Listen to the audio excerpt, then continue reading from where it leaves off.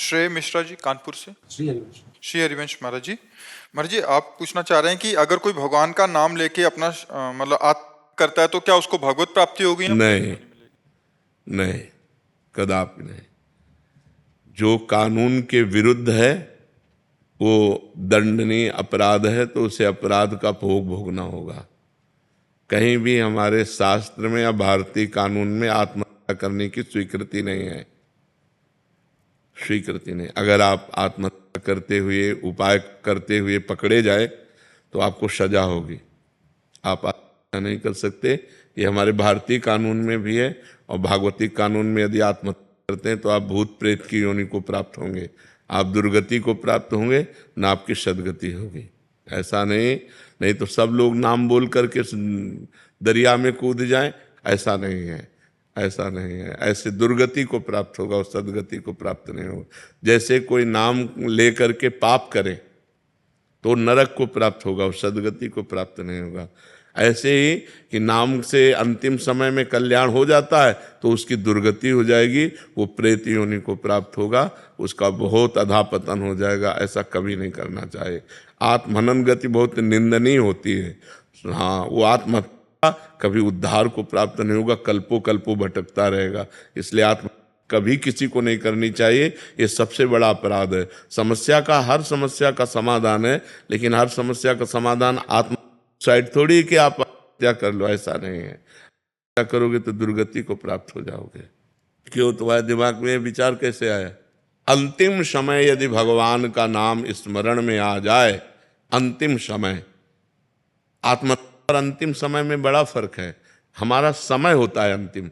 जैसे अब हमारे प्राण निकलने वाले हैं, हमारे निकल राधा और प्राण निकल गए, अब आपको भगवत प्राप्ति हो जाएगी।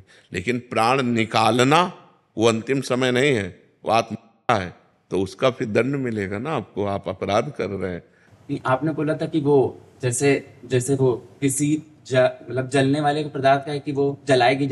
हाँ। और आपने बोला था राधा नाम का वो तारना ही है। हाँ, तारना है। तो कानून के विरुद्ध, कानून के विरुद्ध थोड़ी नहीं। जैसे जहर है ना, तो अगर उसे वैद्य शोध के दे तो दमादी बीमारियों के काम में आ जाता है संख्या, और ऐसे खा लो तो मर जाओगे ना। तो उसका विरुद्ध प्रयोग थोड़ी करना चाहिए, उसका विरुद्ध प्रयोग नहीं, ये विरुद्ध प्रयोग होगा, इससे आपको दंड मिलेगा। आत्म करते समय कि हम भाई राधा बोलकर आत्म कर लेंगे, राधा बोल करके हम किसी, तो इससे आपका पतन हो जाएगा, आपकी दुर्गति हो जाएगी।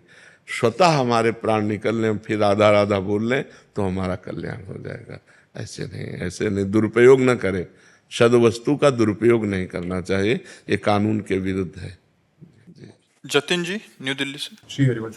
श्री हरिवंश महाराज जी, आपके प्रश्न का भाव है कि आपने आपके श्रीमुख से सुना था कि अगर आपके हृदय में प्रभु की याद आ रही है या एक बूंद भी आंसू आ रहे हैं तो प्रभु ने आपको याद किया है, वो आपके लिए ऐसे आंसू बहा रहे हैं, तब जाके आपको ऐसा भाव भी आया। तो महाराज जी इसका क्या? इसका भाव हमें कहने का ये था कि जैसे हम कृष्ण बोले तो कृष्ण कृपा से ही कृष्ण बोले, जो कृष्ण नाम है वही कृष्ण है। तो हमारी जिह्वा में यदि कृष्ण आया तो श्री कृष्ण हम पर कृपा किए हैं, तब कृष्ण नाम आया है। अगर हमें प्रभु के प्रति रोना आ रहा है तो प्रभु हमें प्यार कर रहे हैं, इसलिए रोना आ रहा है। अगर हम प्रभु के लिए व्याकुल हैं तो प्रभु हमसे मिलने के लिए व्याकुल हैं। हम प्रभु के मार्ग में चल रहे हैं तो प्रभु हमें चला रहे हैं, इसलिए हम चल पा रहे हैं।